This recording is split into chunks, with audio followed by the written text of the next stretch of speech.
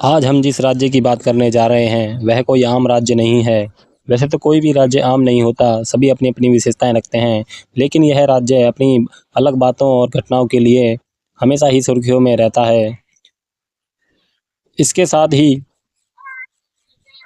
यहाँ पर भगवान श्री राम, श्री कृष्ण और भगवान बुद्ध का जन्म हुआ और यह कबीर और महावीर का कर्मस्थल भी यही है। यहाँ पर गंगा शिव में समाहित हुई और यहीं की मिट्टी से लक्ष्मीबाई और मंगल पांडे जैसे सपूतों ने जन्म लिया। इस राज्य की धरती ने भारत को सबसे ज़्यादा प्रधानमंत्री दिए हैं। कहा जाता है कि दिल्ली की सत्ता की राह इस राज्य से होकर गुजरती है। यह राज्य देश की राजनीति दिशा और दशा तय करता है। तो वहीं आर्थिक मुद्दों में भी यह सबसे आगे है। यह अपनी गंगा जमुना तहजीब और अपनी नजाकत के लिए सारी दुनिया में फेमस है। दोस्तों, हम बात कर रहे हैं उत्तर प्रदेश की। भारत के उत्तर में मध्य में बसा उत्तर प्रदेश भारत का सबसे अधिक आबादी वाला और चौथा सबसे बड़ा राज्य है। यह राज्य जितना नैब से भरा है उतना ही ऐतिहासिक भी है। उत्तर वैदिक काल में इसे ब्रह्मा ऋषि देश या मध्य देश के नाम से जाना जाता था। वैदिक काल के कई महान ऋषि मुनियों भारद्वाज, गौतम, याज्ञवल्क्य, वशिष्ठ, विश्वामित्र और वाल्मीकि आदि की तपोभूमि रहा आर्यों की कई पवित्र पुस्तकें भी यही लिखी गई। भारत के दो महान काव्यों रामायण और महाभारत की आत्मकथा भी इस क्षेत्र पर आधारित है। उत्तर प्रदेश का इतिहास लगभग 4000 वर्ष पुराना है। जब आर्यों ने सरजमी पर कदम रखा और वैदिक सभ्यता का आरंभ हुआ, तभी से यहाँ का इतिहास मिलता है। आर्य सिंधु और सतलज के मैदानी भागों से यमुना और गंगा के मैदानी भागों की ओर बढ़े। इन्होंने यमुना और गंगा के मैदानी भाग और घाघरा क्षेत्र को अपना घर बनाया। इन्हीं आर्यों के नाम पर भारत देश का नाम आर्यवर्त अथवा भारतवर्ष पड़ा। मैदान के बीचों बीच अपनी स्थिति के कारण उत्तर प्रदेश समूचे उत्तरी भारत के इतिहास का केंद्र बिंदु रहा है। उत्तर प्रदेश का इतिहास बेहद प्राचीन और बेहद दिलचस्प है। आज हम आपको उत्तर प्रदेश के उस इतिहास से रूबरू कराएंगे जिसके बारे में किताबों में बहुत कम जानकारी है। तो आइए चलते हैं उत्तर प्रदेश के ऐतिहासिक सफर पर। And history of Uttar Pradesh. Uttar Pradesh के ऐतिहासिक पलटों को पलटें तो उसकी शुरुआत पुरातात्विक काल से होती है। पुरातात्विक अन्वेषण ने अब के उत्तर प्रदेश की प्रोत्साहिक सभ्यता पर नई रोशनी डाली है। प्रतापगढ़ में पाई गई मानव खोपड़ के अवशेष लगभग 10,000 ईसा पूर्व के हैं। पूरा पाषाण कालीन सभ्यता के साक्ष्य इलाहाबाद के बेल घाटी, सोनभद्र के सिंगरौली घाटी और चंदौली के चकिया नामक पुरा स्थलों से मिले हैं। इसके साथ ही कबीरनगर जिले में लहरा देव इनके इलाके में प्राचीन कृषि के साक्ष्य मिले हैं। यहाँ से 8000 ईसा पूर्व से 9000 ईसा पूर्व के मध्य के चावल मिले। नवपाषाण काल के साक्ष्यों की बात करें तो मिर्जापुर, सोनभद्र, बुंदेलखंड और प्रतापगढ़ के सराय नाराय से उत्खनन में औजार और हथियार मिले हैं। वहीं ताम्रपाषाण संस्कृति के साक्ष्य मेरठ और सहारनपुर से प्राप्त हुए हैं।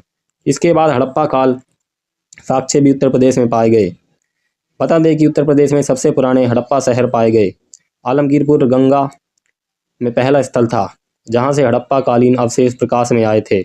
इसके अलावा मेरठ, सहारनपुर, जौनपुर, आगरा, अलीगढ़, हरदोई, मुजफ्फरनगर, बदायूं, मथुरा, फैजाबाद, एटा, बरेली, वाराणसी, सहारनपुर, मथुरा, कन्नौज, बुलंदशहर, बलिया और इलाहाबाद में भी हड़प्पा कालीन सभ्यता के साक्ष्य मिले हैं।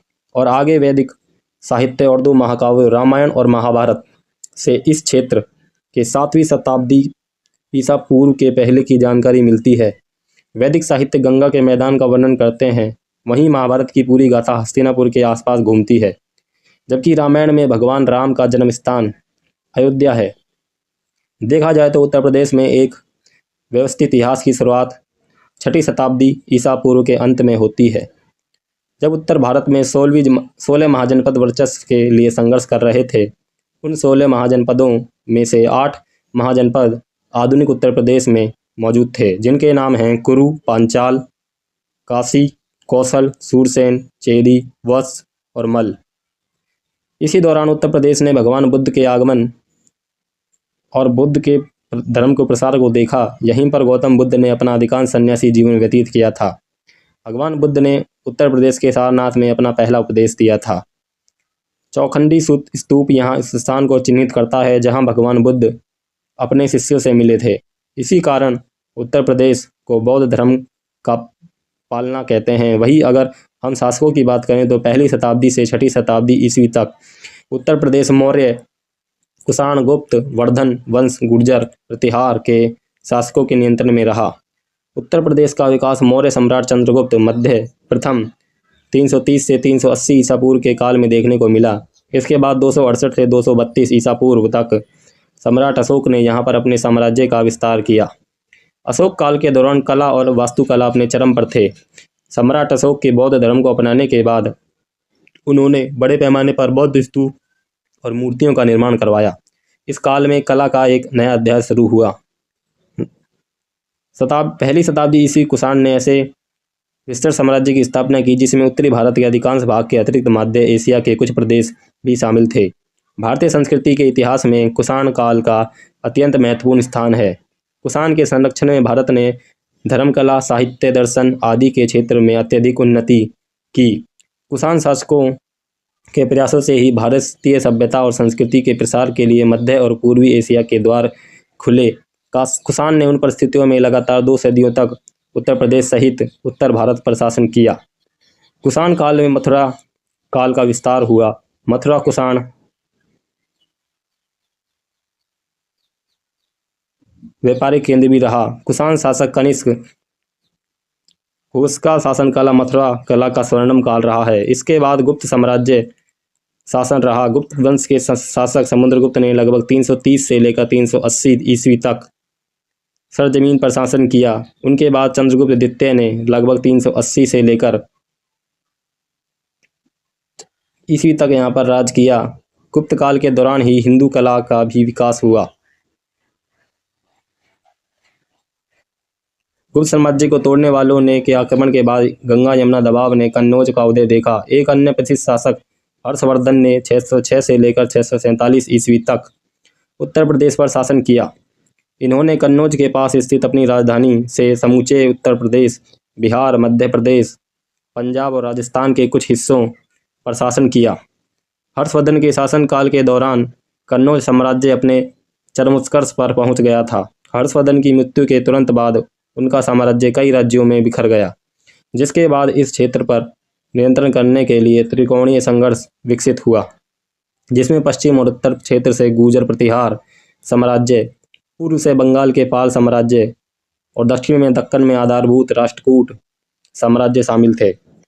गुर्जर प्रतिहार शासक वत्सराज ने कन्नौज के नियंत्रण के लिए पाल शासक धर्मपाल और राष्ट्रकूट राजा दंती दुर्ग को सफलतापूर्वक चुनौती दी और पराजित कर 2 राज वस्त्रों पर कब्जा कर लिया। कन्नौज गुर्जर प्रतिहार साम्राज्य का केंद्र बन गया। अपनी शक्ति के चरमोत्कर्ष के दौरान अधिकतर उत्तरी भारत पर इनका अधिकार रहा। मध्यकाल में उत्तर प्रदेश मुस्लिम शासकों के अधीन हो गया था, जिससे हिंदू और इस्लाम धर्म के पास आने से एक नई मिलीजुली संस्कृति का विकास हुआ। आइए जानते हैं उत्तर प्रदेश के मध्यकाल को। Medieval history of Uttar Pradesh. Bharat में 1000 से 1030 ईस्वी तक मुसलमानों का आगमन हो चुका था, लेकिन उत्तरी भारत में 12वीं शताब्दी अंतिम दशक के बाद ही मुस्लिम शासक स्थापित हुए। जब मोहम्मद गौरी ने गहवा राजवंश और दूसरे शासकों को हराया। बता दें कि गढ़वाल राजवंश ने 11वीं शताब्दी से लेकर 12वीं शताब्दी तक उत्तर प्रदेश पर शासन किया था। मोहम्मद गौरी ने 1194 ईस्वी में गढ़वाल वंश के राजा जयचंद पर आक्रमण किया था। भारत में मोहम्मद गौरी के साथ ही मुस्लिम शासक का आरंभ हुआ था। हालांकि उसका कोई पुत्र नहीं था, इसलिए उसने अपने दास कुतुबुद्दीन ऐबक को अपना उत्तराधिकारी बना दिया, जिसने भारत में दास वंश की स्थापना की और अधिकारों पर कब्जा किया। उसने 1210 ईस्वी तक शासन किया। मोहम्मद जलालुद्दीन खिलजी ने दास वंश के अंतिम सुल्तान को उखाड़ फेंका और दिल्ली के सुल्तानों का खिलजी वंश स्थापित किया, जिसने 1290 से लेकर 1320 ईस्वी तक शासन किया। खिलजी वंश के बाद गयासुद्दीन तुगलक ने तुगलक वंश की स्थापना की। खिलजी और तुगलक साम्राज्य में उत्तर प्रदेश भी शामिल था। तुगलक वंश के पतन के बाद सरकी वंश की स्थापना हुई। सरक हो न हो जौनपुर को अपनी राजधानी बनाया। 1 शताब्दी से कम समय तक रही इस वंश को 1479 ईस्वी से में सुल्तान बहलो लोदी ने पराजित किया। 1426 ईस्वी तक दिल्ली की बागडोर सैयद और लोदी लोजाओं के हाथों में रही। सिकंदर लोदी के शासनकाल के दौरान 154 ईस्वी में आगरा को राजधानी उपराजधानी का दर्जा दिया गया। सिकंदर लोदी के बाद इब्राहिम लोदी आगरा की गद्दी पर बैठा। लगभग 600 सालों तक अधिकांश भारत की तरह उत्तर प्रदेश पर भी किसी न किसी मुस्लिम वंश का शासन रहा, जिनका केंद्र दिल्ली या उसके आसपास था। तैमूर और चंगेज खान के वंशज ने 1526 ईस्वी में दिल्ली के सुल्तान इब्राहिम लोदी को हराया और सर्वाधिक सफल मुस्लिम वंश मुगल वंश की नींव रखी। साम्राज्य ने 200 सालों से भी अधिक समय तक उपमहाद्वीप पर शासन किया, जो अफगानिस्तान से बांग्लादेश तक फैला हुआ था, जिसकी शक्ति उत्तर प्रदेश में केंद्रीकृत थी। चौसा के युद्ध में मुगल राजा हुमायूं को सूरी वंश के राजा शेरशाह सूरी ने हराया और उत्तर प्रदेश पर सूरी वंश का राज शुरू हो गया। शेरशाह सूरी और इस्लाम शाह सूरी ने अपनी राजधानी के रूप में ग्वालियर से शासन किया। इस्लाम शाह सूरी की मृत्यु ने हेमू के लिए दिल्ली पर शासन करने का रास्ता खोल दिया। पानीपत की दूसरी लड़ाई में मुगल वंश के सबसे प्रमुख राजा अकबर ने हेमू से सत्ता छीन ली और एक बार फिर दिल्ली पर मुगलों का शासन शुरू हुआ। इस साम्राज्य का महानतम काल अकबर से लेकर औरंगजेब और आलमगीर का काल था। इनमें सबसे प्रमुख शासक अकबर था, जिसका शासनकाल 1556 से 1605 ईस्वी तक था, जिन्होंने आगरा के पास नई शाही राजधानी फतेहपुर सीकरी का निर्माण किया। उनके पोते शाहजहां, जिनका शासनकाल 1628 से लेकर 1658 तक था, उन्होंने आगरा में अपनी बेगम की याद में ताजमहल बनवाया, जो अपनी आर्टिकल्चर डिजाइन के लिए विश्व भर में प्रसिद्ध है। शाहजहां ने आगरा और दिल्ली में भी आर्टिकल्चर की दृष्टि से कई इमारतें बनवाई थी। बात चाहे सल्तनत काल की हो या फिर मुगल काल की, हर समय में उत्तर प्रदेश प्रासंगिक रहा। अकबर ने तो उत्तर प्रदेश की माटी को अपना सब कुछ मान लिया था। अकबर ने फतेहपुर सीकरी और इलाहाबाद में जो किले बनवाए थे, उसी की नींव पर मुगल वंश सैकड़ों साल तक बना रहा। इसके अलावा सल्तनत काल में संभल हो या आगरा, जौनपुर, सभी अब में उत्तर प्रदेश ने अपना वर्चस्व रखा। एकता व्यवस्था का प्रशासन रहा हो या फिर सल्तनत काल की आर्थिक शक्ति, सभी उत्तर प्रदेश की चर्चा मिल जाती है। मुगल साम्राज्य ने उत्तर प्रदेश में हिंदू और मुस्लिम संस्कृति से मिली जुली एक नई संस्कृति का विकास किया। इन संस्कृति के जन्मदाता अकबर ही थे, जिन्होंने बिना किसी भेदभाव के अपने दरबार में आर्किटेक्चर, लिटरेचर, पेंटिंग और म्यूजिक एक्सपर्ट्स को नियुक्त किया था। लेकिन धीरे धीरे हिंदुत्व और इस्लाम के टकराव ने कई नए विचारों को जन्म दिया था और उनका विकास किया था। 18वीं शताब्दी में मुगलों के पतन के साथ ही इस मिश्रित संस्कृति का केंद्र दिल्ली से लखनऊ चला गया, जो अवध के नवाब के अंतर्गत था, और जहां सांप्रदायिक सद्भाव के माहौल में कला, साहित्य, संगीत और काव्य का विकास हुआ। जब उत्तर प्रदेश आधुनिक भारत के पड़ाव पर पहुंचा तो उत्तर प्रदेश का अलग ही रूप देखने को मिला। यहीं से उत्तर प्रदेश ने अपने लिए अलग कहानी लिखनी शुरू कर दी। चलिए अब जानते हैं उत्तर प्रदेश का आधुनिक इतिहास। Modern history of Uttar Pradesh. प्रदेश 1707 में औरंगजेब की मृत्यु के पश्चात अगले 50 सालों तक दिल्ली की गद्दी पर कुल 8 मुगल शासकों ने शासन किया। 1757 तक वर्तमान उत्तर प्रदेश में 5 स्वतंत्र राज्य स्थापित हो चुके थे। इस दौरान अवध और रुहेल 2 ऐसे क्षेत्र बन गए जो शक्ति के संघर्ष को और अवध और रुहेला ने मुगलों के खिलाफ विद्रोह कर दिया। इन दोनों के विद्रोह को देखते हुए बाकी राज्यों ने भी वर्चस्व लिए दिल्ली में मुगलों के साथ संघर्ष शुरू कर दिया। इधर 17वीं शताब्दी के मध्य तक ईस्ट इंडिया कंपनी ने भारत के दक्षिणी भाग में एंट्री कर ली थी और अब वह उत्तर भारत की ओर बढ़ रहे थे। 18वीं शताब्दी में आते आते मुगल सत्ता का पतन हो गया। इधर ईस्ट इंडिया कंपनी उत्तर भारत में अपनी जड़ें जमाने लगी। उसने शुरुआत में विभिन्न साम्राज्य शक्तियाँ छीनकर उन्हें बंगाल प्रेसिडेंसी के तहत एकजुट कर दिया। इसमें नवाबों के प्रांत अवध, ग्वालियर के सिंधिया और नेपाल के गोरखा शामिल थे। 1834 में ईस्ट इंडिया कंपनी ने उत्तर पश्चिमी प्रांतों को बंगाल प्रेसिडेंसी से अलग कर दिया और एक नई प्रेसिडेंसी का निर्माण किया, जिसे आगरा प्रेसिडेंसी कहा गया। सन 1857 की क्रांति की शुरुआत भी उत्तर प्रदेश के मेरठ शहर से हुई थी। यह क्रांति लगभग 1 साल तक चली और धीरे धीरे पूरे उत्तर प्रदेश भारत में फैल गई। इस क्रांति को भारत का पहला स्वतंत्रता संग्राम नाम दिया गया। इस संग्राम में झांसी की रानी लक्ष्मीबाई, अवध की बेगम हजरत महल, बख्त खान, नाना साहेब ततन के दमन के बाद ईस्ट इंडिया कंपनी को भारत का शासन ब्रिटिश ताज को सौंपना पड़ा। 1880 ईस्वी के बाद भारतीय राष्ट्रवाद के उदय के साथ उत्तर प्रदेश का प्रांत स्वतंत्रता आंदोलन में भी सबसे आगे रहा। प्रदेश ने भारत को मोतीलाल नेहरू, मदन मोहन मालवीय, जवाहरलाल नेहरू और पुरुषोत्तम दास टंडन जैसे महत्वपूर्ण राष्ट्रवादी राजनीतिक नेता दिए। सन 1902 में नॉर्थ वेस्ट प्रोविंस का नाम बदलकर United province of Agra and Awadh कर दिया गया। आम बोलचाल में इसे यूपी कहा जाने लगा। सन 1920 में उत्तर प्रदेश की राजधानी को इलाहाबाद के स्थान पर लखनऊ बना दिया गया और उत्तर प्रदेश उच्च न्यायालय इलाहाबाद में ही बना रहा और लखनऊ में उच्च न्यायालय की एक हाईकोर्ट बेंच स्थापित की गई। इसी दौरान भारत में ब्रिटिश साम्राज्य की नींव हिलाने के लिए महात्मा गांधी ने असहयोग आंदोलन शुरू किया, जो धीरे धीरे पूरे संयुक्त प्रांत में फैल गया। लेकिन चोरा चोरी गाँव में हुई हिंसा के कारण महात्मा गांधी को असहयोग आंदोलन रोकना पड़ा। इसके साथ ही संयुक्त प्रांत मुस्लिम लीग की राजनीति का भी केंद्र रहा। ब्रिटिश काल के दौरान इन्हीं प्रांतों में सबसे अधिक रेलवे, नहर और संचार के साधनों का व्यापक विकास हुआ। अंग्रेजों ने यहाँ आधुनिक शिक्षा और वेस्टर्न कल्चर को भी बढ़ावा दिया। इसी के तहत यहाँ पर 1921 में लखनऊ विश्वविद्यालय की स्थापना हुई। 1935 में इसका संक्षिप्त नाम यूनाइटेड प्रोविंसेस प्रचलित हो गया। 1947 में भारत को अंग्रेजों से आज़ादी मिली और यूनाइटेड प्रोविंसेस एक नए लोकतांत्रिक भारत का महत्वपूर्ण एडमिनिस्ट्रेटिव यूनिट बन गया था। 2 साल बाद इसकी सीमा के पास स्थित टिहरी, गढ़वाल और रामपुर स्वतंत्र राज्यों को यूनाइटेड प्रोविंसेस में शामिल कर लिया गया।